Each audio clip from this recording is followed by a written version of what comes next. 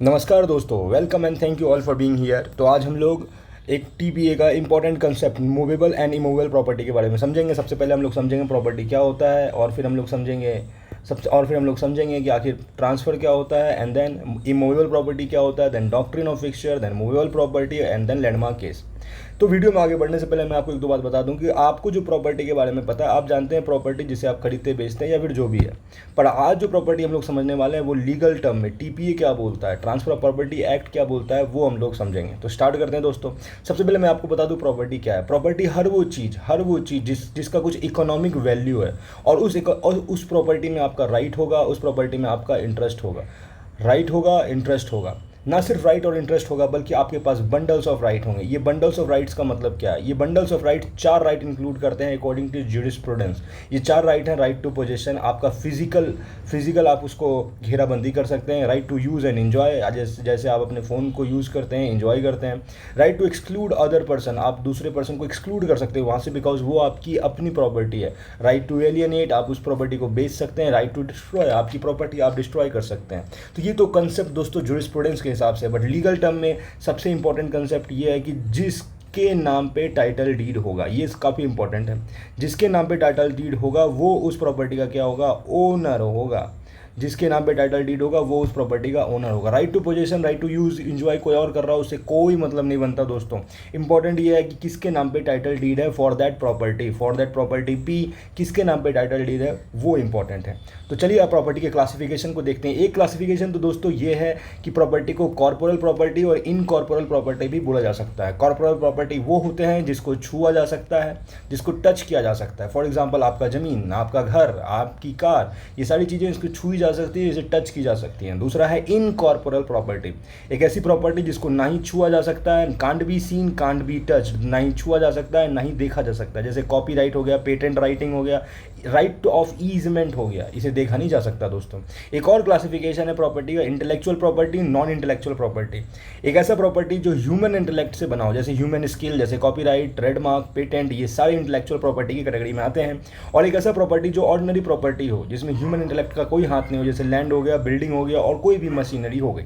एक और important classification, ये सबसे मोस्ट इंपॉर्टेंट क्लासिफिकेशन है दोस्तों, ये है immovable property and movable property. ये इंपॉर्टेंट है समझना, क्योंकि अगर प्रॉपर्टी इमूवेबल होता है तो उसे रजिस्ट्रेशन कराना काफ़ी इंपॉर्टेंट है। बट अगर प्रॉपर्टी मूवेबल होता है तो रजिस्ट्रेशन की कोई रिक्वायरमेंट नहीं है। तो आज के लेक्चर में हम लोग इमूवेबल और मूवेबल को ही ध्यान से समझेंगे। उसको समझने से पहले मैं आपको बता दूं ट्रांसफ़र का मतलब क्या होता है। देखिए, ट्रांसफ़र का मतलब होता है जब एक लिविंग पर्सन दूसरे लिविंग पर्सन को या तो प्रॉपर्टी कन्वे करे। अब कन्वे कब करेगा? पास्ट में तो करेगा नहीं, या तो प्रेजेंट में करे या फ्यूचर में करे, खुद को करे या एक से ज़्यादा लिविंग पर्सन को करे। बट दोस्तों यहाँ जो लिविंग पर्सन है उसका मतलब स्टैच्यूट में क्या दिया हुआ है दोस्तों? लिविंग पर्सन का मतलब हो सकता है company, body of individual, association, partnership firm, they all are the living person. अब बात करते हैं इमूवेबल प्रॉपर्टी के बारे में। तो इमूवेबल प्रॉपर्टी को समझने का प्रयास करते हैं दोस्तों। इमूवेबल प्रॉपर्टी का डेफिनेशन 2-3 स्टैच्यूट में दिया हुआ है, मैं सबको लिख के रखा हूँ। देखिए, सबसे पहले section 3 of transfer of property act 1882, ये एक निगेटिव डेफिनेशन है। ये नहीं बोलता कि इमूवेबल प्रॉपर्टी क्या है, ये बोलता है कि immovable property what not include. ये बोलता है इमूवेबल प्रॉपर्टी में स्टैंडिंग टिम्बर नहीं होगा, ग्रोइंग क्रॉप्स नहीं होगा, ग्रोइंग ग्रास भी नहीं होगा। Section 2 clause 6 of registration act, देखिए 3 के बाद 2 क्लॉज 6 रजिस्ट्रेशन एक्ट 1908, ये बोलता है इट इंक्लूड्स, ये एक पॉजिटिव डेफिनेशन है।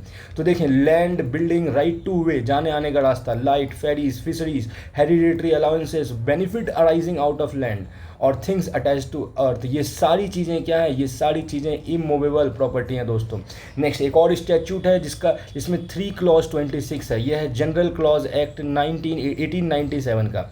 ये भी एक पॉजिटिव डेफिनेशन है दोस्तों। ये बोलता है it includes land, benefit arising out of land, things attach to earth और things permanently fastened to attached anything to the earth. तो दोस्तों इन चारों को हम लोग काफ़ी डिटेल से समझने का प्रयास करेंगे। अब इस सेक्शन को याद करने के लिए मैं बोलता हूँ तो सबसे पहले सेक्शन 2, फिर सेक्शन 2 सब क्लॉज 6, फिर सेक्शन 3 सब क्लॉज 26। तो देखें 326 और इसको ये है प्रॉपर्टी लॉ का, ये है रजिस्ट्रेशन एक्ट का, ये है जनरल क्लॉज एक्ट का, यानी कि PRG 326 PRG। आप तीनों को इमूवेबल प्रॉपर्टी को याद कर लें, एग्जाम में लिख दें। आगे बढ़ते हैं, इसका एक्सप्लेनेशन जरूरी है। सबसे पहले लैंड का मतलब क्या होता है? लैंड का मतलब क्या सरफेस ऑफ द अर्थ होता है? बिल्कुल हाँ, लैंड का मतलब सरफेस ऑफ द अर्थ होता है। For example agricultural land. क्या लैंड का मतलब सरफेस कवर्ड बाय वाटर भी होता है क्या? बिल्कुल सिंपल है, होता है। तो पॉन्ड भी होता है और लेक्स भी होता है। सरफेस एबव लैंड, जमीन के ऊपर, ये जमीन है, जमीन के ऊपर का हिस्सा भी क्या है? जैसे बिल्डिंग हो गया, बिल्डिंग हो गए, दीवार हो गई, ये भी क्या लैंड की कैटेगरी में ही आएगा। ग्राउंड बीनीथ लैंड, मान लेते हैं ये आपका जमीन है, इसके नीचे मिल गया सोना। क्या मिल गया? सोना। तो ये सोना भी आपका हुआ, मजे करें। जैसे कि कोयला और मिनरल, जैसे कि कोयला और मिनरल। नेक्स्ट एक्सप्लेनेशन है benefit arising out of land. देखें यहाँ पे एक लैटिन मैक्सिम चलता है, वो है प्रॉफिट ए प्रेंडरे। इसका मतलब होता है कि एक ऐसा राइट, देखिए आपकी ज़मीन है तो आपका राइट, उसमें तो कोई सवाल ही नहीं उठता, लेकिन आप दूसरे के ज़मीन पे, ज़मीन दूसरे का है, प्रॉपर्टी दूसरे का है, बट राइट आपका है। प्रॉपर्टी दूसरे का है, अदर्स पर्सन लैंड, प्रॉपर्टी दूसरे का है बट राइट किसका है? राइट आपका है। इस राइट, ये जो राइट है, ये राइट भी इमूवेबल प्रॉपर्टी है। फॉर एग्जांपल किसी का पॉन्ड है भाई, यहाँ पे पानी है, पानी में क्या है? मछली, पानी में क्या है? मछली। और मेरे पास राइट है कि 6 महीने तक मैं मछली बेच सकता हूँ, मछली इसका बेच सकता हूँ। That right of selling fish, that right of selling fish, वो भी क्या है? इमूवेबल प्रॉपर्टी है। नेक्स्ट आता है दोस्तों doctrine of fixture. Doctrine of fixture बोलता है कि कोई भी चीज़ अगर परमानेंटली अटैच है, किससे?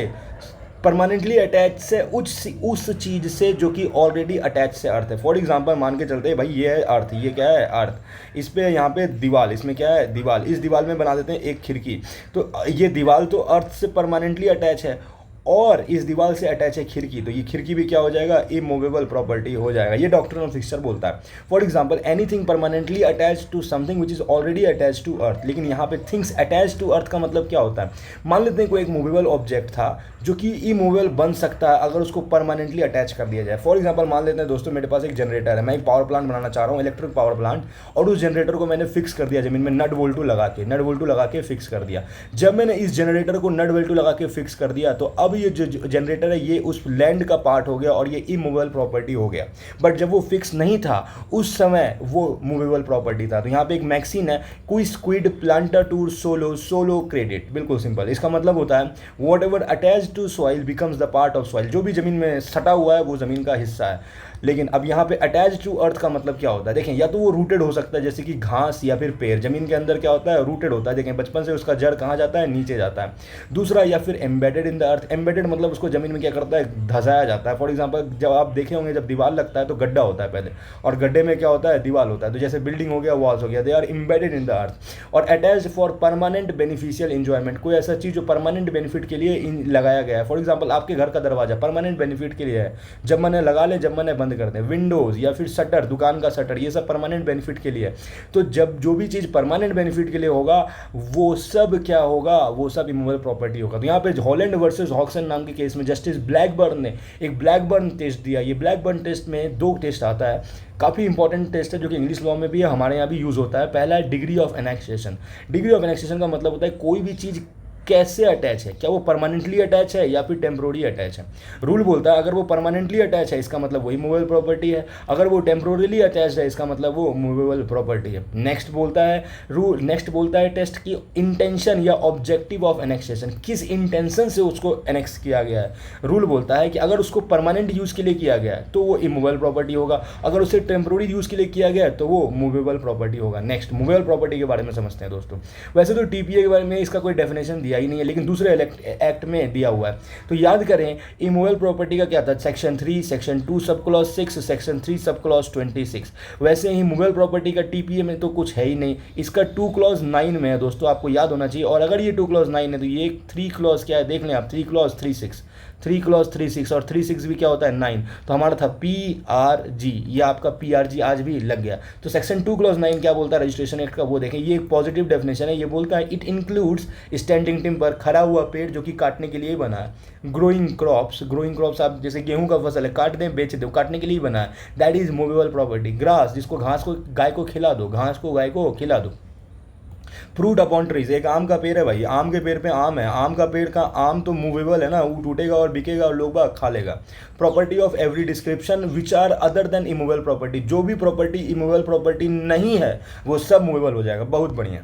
सेक्शन 3 क्लॉज 36 क्या बोलता है, सेम बात बोलता है, प्रॉपर्टी ऑफ एवरी डिस्क्रिप्शन, हर वो प्रॉपर्टी जो इमूवेबल प्रॉपर्टी नहीं है वो सब हो जाएगा मूवेबल प्रॉपर्टी। तो दोस्तों अब आप देखें इमूवेबल प्रॉपर्टी और मूवेबल प्रॉपर्टी को मैंने लिस्ट आउट किया है। इमूवेबल प्रॉपर्टी में लैंड और इंटरेस्ट अटैच टू लैंड, जमीन और जमीन से सटी हुई सारी चीज़ें।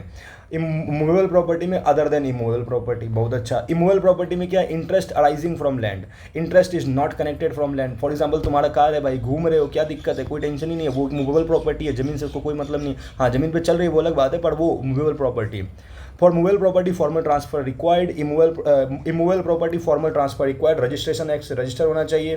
But in case of movable property easy, they are easily transfer, कोई डॉक्यूमेंट की जरूरत नहीं है, रजिस्ट्रेशन कंपलसरी है, इसमें रजिस्ट्रेशन की कोई जरूरत नहीं है।